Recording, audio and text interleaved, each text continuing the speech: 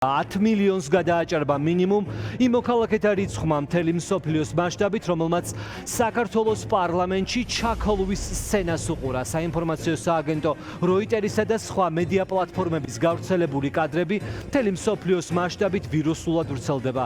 კომენტარებს რომ წაიკითხავთ, ძალიან მარტივად მიხვდებით, რა შთაბეჭდილება ექმნება ამით საქართველოს შესახებ მსოფლიოს. გუშინდელმა კადრებმა კიდევ ერთხელ დაგვანახა, რომ ძალადობას ახალისებს მართველი ძალა. ქართული ოცნება, რომელიც განსხვავებული აზრის მქონე 2 დეპუტატს საქართველოს პარლამენტში პირდაპირ ქოლავდა. გუშინდელი კადრების შემდეგ ძალიან მარტივ დასკვნამდე შეგვიძლია მივდივართ. ეს იყო წინასწარ ორგანიზებული ჯგუფური ძალადობა. რატომ ახლა ჩვენ შეგვიძლია დეტალურად ვნახოთ ტევ1-ის ახალი ამბების სამსახურის მიერ გადაღებული გუშინდელი კადრები, გავშიფროთ, ვნახოთ, ვინ რას აკეთებდა, ვინ როგორ იქცეოდა და ვის რა პოზიცია ჰქონდა. ვიდეო ნომერი 1 შეგვიძლია გავუშვათ.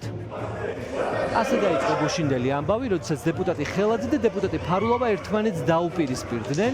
ჯერ იყო მათ შორის სიტყვიერი წაკამათება და შემდეგ ჩხუბი და ბატონი ტალახაძე, რომელიც მომენტალურად მიდის და ცდილობს თავში ჩაარტყას ორჯერ ბატონ ფარულავას. ამის შემდეგ ქართული ოცნების კიდევ ერთი დეპუტატი ზუკარუ რუავაკის მაჟორიტარი მიდის ფარულავასთან და ცდილობს შეწყვეტეს მას და ჩაარტყას ასევე. გუშინ რჩებოდა განცდა, რომ ქართული ოცნების დეპუტატებს ერთგვარი ორთაბრძოლა ჰქონდათ გამოცხადებული, ვინ უფრო მეტად მიუახლოვდებოდა დეპუტატ ფარულავას და ჩაარტყავდა. ანუ ყველას ხელი უნდა მოხვედროდა და ახლობით ასეთი სცენა იყო. დავაპაუზოთ, ახლა თქვენ ხედავთ ამ კადრებს პარლამენტის ოპოზიციისათვის განკუთვნილი ფლანგიდან ბატონ ფარულავას მისი თანაგუნდელები და მანდატური სამსახურის წარმომადგენლები ერთგვარ წრეში აქცევენ, რომ გაიყვანონ პარლამენტის ხდომათა დარბაზიდან, რათა იქ სიტუაცია განიმუხტოს. თქვენ ხედავთ ბაკარაძეს, ქეთევანს, ის წარმოადგენს გახარიას პარტიას, ასევე ხედავთ ბატონ თორიას, რომელიც ასევე ამ პარტიის წევრია და გიორგი შარაშიძეს. მათ გაყავთ, ცდილობენ ყოველ შემთხვევაში მანდატური სამსახურთან ერთად გაიყვანონ ბატონი ფარულავა საქართველოს პარლამენტის ხდომათა დარბაზიდან. გავუშვათ ეს ვიდეო. მისდევენ მათ გადავნებას უწყობენ ქართული ოცნების დეპუტატები. ახლა გადავიდეთ მეორე ვიდეოზე, როგორ გრძელდება ამის შემდეგ მოვლენები. აი ასე იწყება მეორე ვიდეო და გავაჩეროთ. ახლა თქვენ კადრში ხედავთ, რომ საქართველოს პარლამენტის დეპუტატებისათვის განკუთვნილ ტერიტორიას, აი ახლა შემოვიდეთ სტუდიაზე თუ შეიძლება, დეპუტატებისათვის განკუთვნილ ტერიტორიას აქვს თავისი გასასვლელი. აი ეს არის ეს გასასვლელი, საიდანაც დეპუტატები გადიან და ამ გასასვლელს ჩახერგავს ბატონი ჩიგოგიძე, რომელიც არ აძლევს საშუალებას ფარულავას რომ გავიდეს პარლამენტის ხდომათა დარბაზი და ხელს კრავს და შეაგდებს მათ დაპირისპირების ეპიცენტრში. გავუშვათ სრულ ეკრანზე ეს ვიდეო და კარგად ნახავთ. კი ბატონო, აი ხედავთ თქვენ წითლად მოხაზული არის გასასვლელი და ბატონ ჩიგოგიძეს ხედავთ ახლა თქვენ კადრში. ის ბატონ თორიას ხელს კრავს გახარიას გუნდის წარმომადგენელს და ამ დაპირისპირების ეპიცენტრში შეაგდებს. ამის შემდეგ იწყება ჩხუბის მეორე და მთავარი ეპიზოდი და აი გავაჩეროთ. აქ უკვე შემოდის ბატონი არჩილ გორდულაძე. ის საქართველოს კათოლიკოს პატრიარქის ლოჟაში შედის. იქ რამდენიმე წუთით ადრე იმყოფებოდნენ შიო მესამე, პროტოპრესვიტერი გიორგი ზვიედაძე და პატრიარქის მდივანი ბოტკოველი. მათ ამ დროისათვის უკვე დატოვებული ჰქონდათ საქართველოს პარლამენტის შენობა. ბატონი გორდულაძე შეიჭრება საქართველოს კათოლიკოს პატრიარქის ლოჟაში, რომელიც შემაღლებული ადგილია და ცდილობს, რომ ლოჟიდან თავს დაესხას და სასტიკად გაუსწორდეს გიორგი გახარიას თანაგუნდელს. გავუშვათ ეს ვიდეო. აი ხა თქვენ დააკვირდით, შემოხაზული იყო ბატონი გორდულაძე და იწყება ჩხუბი. გორდულაძე უპირატეს მდგომარეობაში, იმიტომ რომ არის შემაღლებულ ადგილას და თავის არეში მრავლობით დაზიანებებს აყენებს საქართველოს პარლამენტის წევრს. გავაჩეროთ თუ შეიძლება. აქვე ამავე კადრში თქვენ ძალიან კარგად ხედავთ, ვინ არიან, ვინც უშუალოდ არა დაპირისპირების ეპიცენტრში მონაწილეობენ, არამედ მუშტებს ურტყავენ თავის არეში ბატონ ფარულავას. ეს არის გორდულაძე.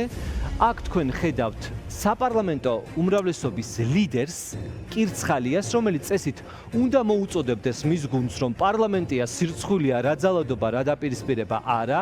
კადრებში ძალიან კარგად ჩანს, რომ ის უშუალოდ ერთვება ამ ამბავში და ურტყავს თავის არეში აყენებს დაზიანებებს და აი ეს დეპუტატი, რომელიც ზევიდან გადააჯდება ბატონ კირცხალიას, ეს არის ზაურ დარგალი. გავუშვათ კიდევ სრულ ეკრანზე ეს ვიდეო.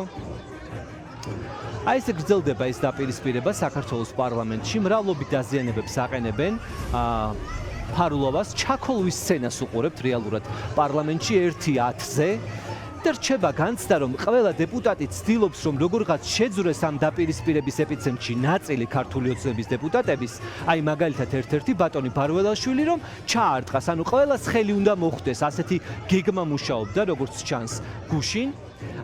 მათ შორის მათ აქვთ ჩახერგილი გასასვლელი დერეფანი, რომ ვერ შეძლოს ფარულოვამ დატოვება საქართველოს პარლამენტის სხდომათა დარბაზის, ვიდრე ყველას ხელი არ მოხვდება. დაახლოებით ასეთ აღქმას ტოვებს ეს კადრები. და ახლა თქვენ ხედავთ გენო პეტრიაშვილს, შემოხაზულს, რომელიც ჩოჩქოლით ცდილობს, რომ მივიდეს უფრო ახლოს ბატონ ფარულოვასთან და მას ჩაარტყას.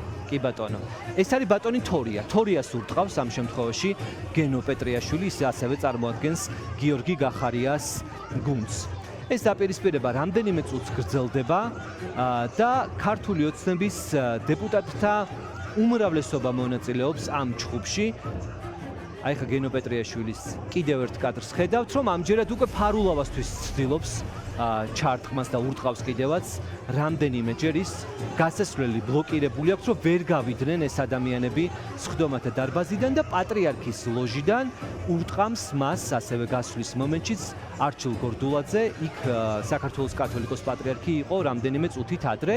მასთან შედის ტალახაძე, ოღონდ იმის მაგივრად რომ გააჩეროს ის მანამდე უკვე ჩარტყმული აქვს მას ბატონი ფარულოვასთვის, ტერიტორიას დაზვერავს და ამით სრულდება ეს სცენა. ეხლა თქვენ ხედავთ უკვე სავალან მირზოევს, ესეც ქართულ ოცნებას წარმოადგენს, ის გიორგი შარაშიძეს უპირისპირდება, ეს კადრები შევანელეთ რომ აღქმადი იყოს, მას ურტყავს, ბოლოში წიხლს ჩაარტყავს და ასე დატოვებს სავალან მირზოევი ტერიტორიას. ეს მდუმარე დეპუტატია, საზოგადოებას ის ახსოვს, პერიოდულად ვრცელდება ხოლმე მისი ვიდეოები ბღუჯა ფულს რომ ქორწილებში ყრის ხოლმე.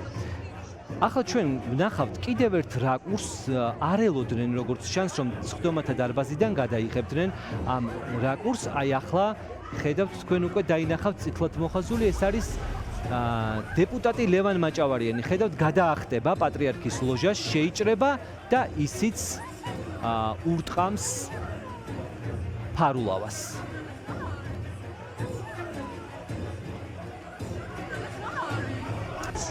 არანაირი განცხადება, არანაირი გამოძიება, არანაირი მოქმედება არც შინაგან საქმეთა სამინისტროს მხრიდან და არც საქართველოს პროკურატურის მხრიდან. სხვათა შორის ამ დანაშაულის თვითმხილველი თავად შინაგან საქმეთა მინისტრი იყო, რომელიც დარბაზში იჯდა და ამ ყველაფერს მშვიდად უყურებდა. ჩვენ დღეს სცადეთ მოგვეპოვებინა მათი კომენტარი ან პოზიცია, რა სამართლებრივ რეაგირებას აპირებენ ამ ძალადობის კადრებთან დაკავშირებით, თუმცა სრული მდუმარება. ასეთია ამ ქვეყანაში წესები, რომელსაც ბიძინა ივანიშვილის ოლიგარქიული მმართველობა გვთავაზობს.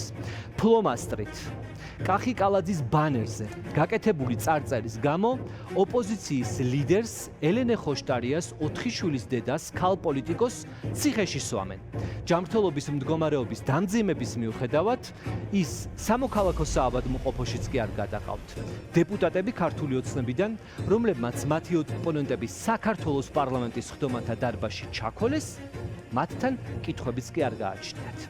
ასეთია ქართული ოცნების სამართალი, როდესაც სილის გაწვნის გამო მზია ამაღლობელი, გამოცემა ბათუმელებისა და ნეტგაზეთის დამფუძნებელი, უკვე მეორე წელი დაიწყო. ციხეშია, თუმცა, როდესაც ქართული ოცნების დეპუტატები ჩაქოლვას უწყობენ მათ კოლეგას საქართველოს პარლამენტის დარბაზში, მათ მიმართ კითხვებიც კი არ არსებობს. არა და არქივი ყველაზე კარგი რამ არის, როდესაც ინახავს ისტორიას. როგორ მოძღვრავენ ეს დეპუტატები საქართველოს მოქალაქეებს, ან როგორ ცდილობენ გაამართლონ მათი პოლიტიკური ოპონენტების დაკავება. 2025 წლის იანვარი, 14 იანვარი, როდესაც ქართული ოცნება ცდილობდა ციხეში ქალი ჟურნალისტის მზია ამაღლობელის გამომწყდება გაემართლებინა და აი რა კომენტარებს აკეთებდნენ ისინი მაშინ და როგორ იქცევიან ახლა. ნახოთ ეს ვიდეო. არავითარი ინდულგენცია არ არსებობს კანონთან მიმართებაში და არავითარი მნიშვნელობა არ აქვს კანონისთვის, სამართლისთვის და სამართლიანობისთვის კონკრეტული ადამიანი რა თანამდებობას იკავებს. ან რა ქონია წარსულში, ან ეხლა კონკრეტულად რა საქმიანობით არის დაკავებული. შესაბამისად, ყველა არის ვალდებული რომ დაიცვას კანონი და პატივის სცეს იმ საწყისს, რომელ საწყისეს დგას ზოგადად დემოკრატიული ქვეყანა და დემოკრატიულ ქვეყანაში კანონის უზენაესობა უნდა იყოს და არის ეს ჩვენს ქვეყანაში. ძალიან სამწუხარო კადრი ვიხილეთ, თქვენ თუ იმ ქალბატონზე საუბრობთ, თვითონ ბათუმელების დირექტორი ვინც არის, რომელმაც თუ პირდაპირ სილა გააცნა პოლიციელს და ნუ ეს ყოველად აღმაშფოთებელი არის და მერწმუნეთ რომ ესეთი კადრი ჩვენ რო გვენახა ისეთ ქვეყნებში როგორიც არის მაგალითად ამერიკის შეერთებული შტატები, დიდი ბრიტანეთი, საფრანგეთი, გერმანია, ნუ იქ ჩვენ ვიხილავდით ალბათ, ნუ რაღაცა ძალიან მკაცრ ფორმებს უკვე ადგილზევე, რასაც მიიღებდნენ პოლიციელები, თუმცა ჩვენმა პოლიციელებმა აქაც იმოქმედეს უფრო მაღალი სტანდარტით და ის ქალბატონი უბრალოდ დაკავებულია. ამას ეუბნებიან ხალხს. ამას ამბობდნენ მზია ამაღლობელის დაკავების დროს და ასე იქცევიან თავად. ეს ადამიანები ამბობენ რომ არიან კანონმდებლები, ანუ საქართველოს უმაღლესი საკანონმდებლო ორგანოს დეპუტატები. ისინი იღებენ კანონებს, რომლის შესრულებას თქვენთვის სავალდებულოა. თქვენ თუ ამ კანონს არ შეასრულებთ, ან ჯარიმას გამოგიწერენ, ან მრავალი წლით ციხეშიც შეიძლება აღმოჩნდნენ. მაგრამ თავად კანონის წინაშე თანასწორები არიან? ჩნდება ეს კითხვა გუშინ განვითარებული მოვლენების შემდეგ.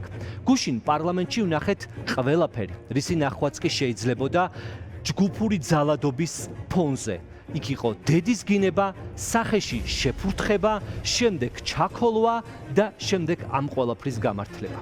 ასეთია რეალობა 2026 წლის საქართველოში, რომელიც ხალხს ქართულმა ოცნება მოუტანა.